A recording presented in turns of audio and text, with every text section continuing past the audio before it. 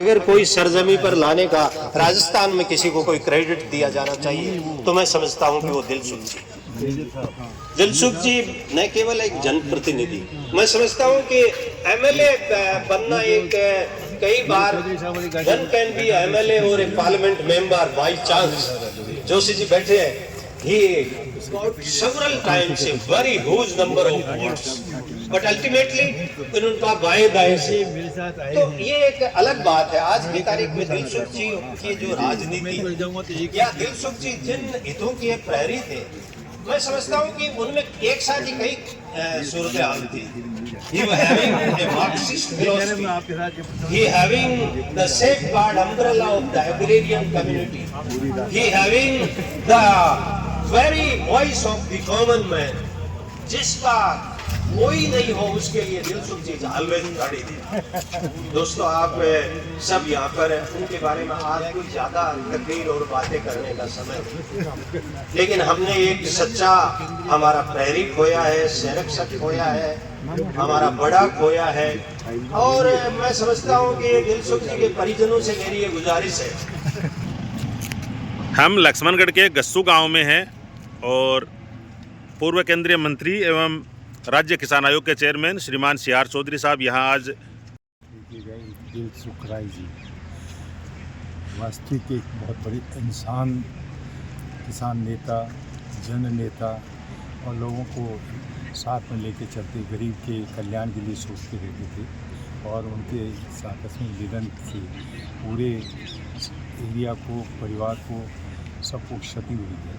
और हम इस सती, अपूर्णीय सती के समय में भगवान से प्रार्थना करते हैं उनको अपने श्री चरणों में जगह दे और उनके विचार जो थे, किसानों का विकास, गरीब के लिए संवेदना रखना, ये विचार परिवार वाले और बाकी लोगों से भी अपेक्षा रखते हैं कि उनके विचारों के आधार पर चले। यही हम सच्ची श्रद्धांजलि यही। आप हमारे दिलों पे वो छाप छोड़ के गए जिसको हरगिज हम मिटा न पाए। पिता तुल्य दिलसुख राय Chaudhary, it is not a name, it was an era time of our locality. Dilsukh राय चौधरी कोई एक नाम नहीं है, वो हमारे स्थानीय क्षेत्र का एक युग था और उसकी छत्र छाया में बहुत सारे लोग आगे बढ़े थे। उन्होंने हमेशा हर एक के साथ स्नेह रखा था, प्रेम रखा था। 27 जून 2025 को मैंने मेरी स्कूल का उद्घाटन किया था। उस समय चौधरी साहब की तबीयत बहुत खराब थी। मैं रिक्वेस्ट करने आया था कि ताऊ जी, यदि हिम्मत हो तो बोले पूरे टाइम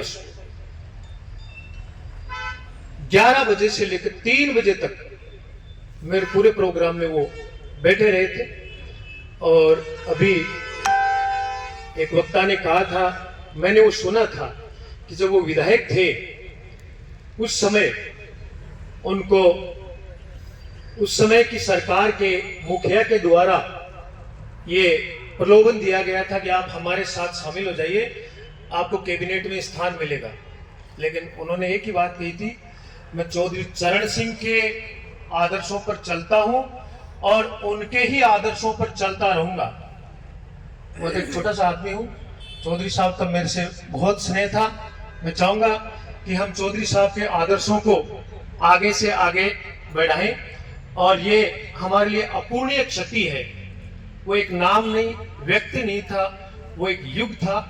मेरे और मेरे पूरे स्कूल परिवार की ओर से उनको सादर श्रद्धांजलि। मुझे लगता है कि जिन जिन नेताओं को मैं जानता हूं उनमें सबसे ज्यादा आसानी से कोई व्यक्ति आकर के बात कर सकता था और अपने किसी खुशी के कार्य में, किसी गम के कार्य में, यदि लक्ष्मणगढ़ विधानसभा क्षेत्र में देखा जाए तो हर घर तक और हर व्यक्ति की उम्र तक जो है चौधरी साहब की थी, वो शायद भविष्य में भी कोई बना नहीं सकता। तीसरी बात, चौधरी साहब का अनुशासन, मतलब कहीं डायरी में मैंने उनको कभी लिखते नहीं देखा। रास्ते में भी ये कह दिया कि चौधरी साहब मेरे 22 तारीख की शादी है, पता नहीं कहाँ नोट करते थे लेकिन 22 तारीख को सर्दी हो गर्मी हो वो निश्चित रूप से उस समय पर पहुंच जाते थे। और जो अंतिम बात है, चौधरी साहब का सकारात्मक दृष्टिकोण, उनकी पिछले 12 महीने 1.5 साल से तबीयत खराब थी, पास आकर के यूं बात करते थे, चौधरी साहब अब क्या, और एक बार मैं चुनाव लड़ करके कुछ बन करके जाऊंगा, अभी ऐसी बात नहीं कि मतलब अंतिम स्थल तक उनका सकारात्मक दृष्टिकोण। तो वो एक अच्छे लक्ष्य वाले, अच्छे कर्म वाले, अच्छे अनुशासन वाले और अच्छे सकारात्मक दृष्टिकोण वाले व्यक्ति को मैं पुनः भावभीनी श्रद्धांजलि अर्पित करते हुए मेरी वाणी को विराम देता हूँ। लक्ष्मणगढ़ विधानसभा क्षेत्र का ही नहीं, जिले का कोई भी व्यक्ति जो लक्ष्मणगढ़ में देर सवेर आया है, उसका आश्रय स्थल की तरह उन्होंने संजो के रखा। ये उनके जीवन की बहुत बड़ी खूबी थी। हम सबको उनका सकारात्मक आशीर्वाद मिलता रहता। किसी भी व्यक्ति के जीवन में किसी का आशीर्वाद और सकारात्मकता के साथ आशीर्वाद एक बड़ी ताकत की बात होती है। और ये ताकत उन्होंने इस क्षेत्र के नहीं बल्कि राजस्थान के बहुत सारे लोगों को आशीर्वाद देते हुए रखी। मैं उनकी पुण्यात्मा को प्रणाम करता हूँ। उनके परिवार को ये परिस्थिति, ये स्थिति सहन करने की परमात्मा शक्ति प्रदान करे, ऐसे परमपिता परमेश्वर से मैं आग्रह करता हूँ। गांव में कोई कर जाता कोई काम, गांव को बड़ो आदमी यदि खाट पर बैठो तो चौधरी साहब बाके कने नीचे बैठ कर तिलन पीता। अब तो बड़ो मान और सम्मान शायद कोई दियो को नहीं।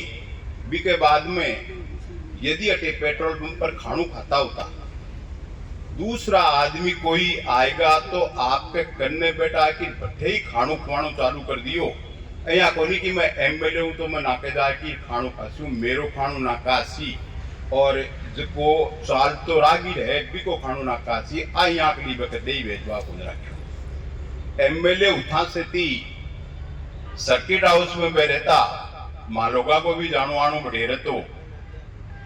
यदि सर्किट हाउस के एक कमरे के मान डबल बेड को कमरो हो, भी डबल बेड के कमरे पर 2 या 3 आदमी और चला गया, जना भी बेड पर तो बंद सुहान देता और बे कहता कह तो मैं नीचे गद्दे पर सो जाए चू नहीं ऊपर जाके छत पर सो जाए। यहाँ अगला शायद है।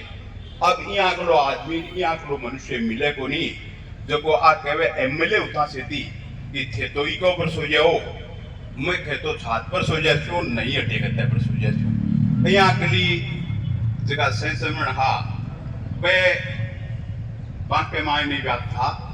लक्ष्मणगढ़ विधानसभा क्षेत्र की शायद कोई सच्ची सेवा करी है तो चाहे राजनीतिक रूप हो तो कोई आदमी कहीं जाए, परंतु सामाजिक रूप में बाके बराबर को कोई आदमी को नहीं।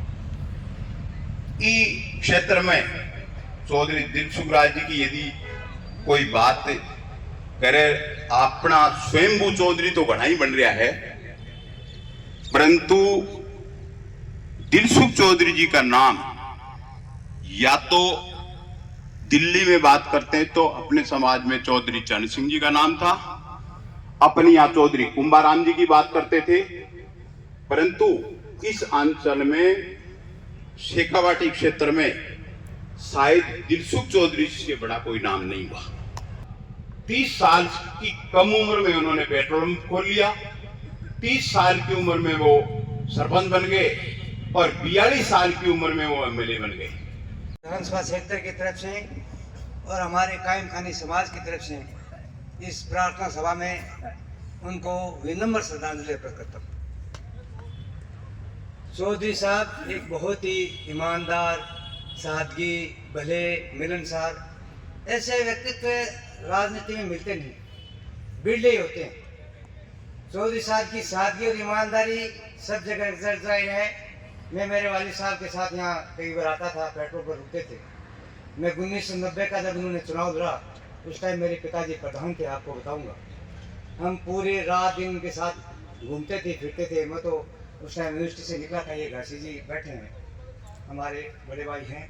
यूनिवर्सिटी से निकल के आए थे, जोश था, एकदम जोशीले थे, बॉम्बे रहे। तो हमने रात दिन गांव गांव ढाणी ढाणी घूमे। कायम सर गांव हमारे रिश्तेदारों का गांव है। तो रात के 12 बज गए, गाड़ी जीप रखते थे, वाले साहब भी जीप रखते थे, ये भी जीप रखते थे। जीप फंस गई। बोला यार एजाज रुक जाओ, यहीं खाना खाएंगे। रात को कायम सर गांव में हमने खाना खाया और वहीं हम रुक गए। मेरा कहने का मतलब ये है कि राजनीति में आज के युग में भ्रष्ट बेईमान लोगों का ज़माना है। चौधरी साहब बहुत ही ईमानदार, सादगी, भले इंसान थे। आज के युग में भले और ईमानदारी का ज़माना नहीं रहा। आज तो छल कपट षड्यंत्र साजिश, जाति और धर्म और मंदिर मस्जिद, हिंदू मुसलमान और भाई से भाई के लड़ने की राजनीति चल रही है। उन्होंने ज़िंदगी में ये काम कभी नहीं किया। उन्होंने किसान के लिए, गरीब के लिए, मजदूर के लिए जो काम किया वो कोई कर नहीं सकता। बहुत ही भले, बहुत ही नेक इंसान थे। मैं ज़्यादा कुछ नहीं कहूँगा। उनकी याद में आदमी, इंसान एक मुसाफिर होता है, आता है जाता है, अपनी यादें छोड़ जाता है। और मेरे लिए उनके लिए सब नहीं है, मैं निःशब्द हूँ। आदरणीय पिताजी की पुण्य स्मृति में श्रद्धांजलि सभा में आप सभी पधारे। आप सभी का स्नेह, आशीर्वाद, प्यार जिस तरह से उनके साथ बना रहा है, हम आशा करेंगे कि हमारे परिवार के साथ आगे भी ऐसे ही बना रहे और हम सभी उन्होंने जो बीज बोया है उसको आगे भी इसी तरह सबकी सेवा करते रहेंगे। हमारा यही प्रयास रहेगा। बहुत बहुत धन्यवाद। सभी पधारे। धन्यवाद। अब सब एक बार खड़े हो जाएंगे, 2 मिनट का मौन व्यक्त करेंगे और अपने अपने इष्ट से इबादत करेंगे, प्रार्थना करेंगे। चौधरी साहब का शरीर, आत्मा जहाँ कहीं भी है उनको शांति मिले और स्वर्ग के भागी हों। हम सबको आशीर्वाद देते रहें। मौन प्रारंभ कर।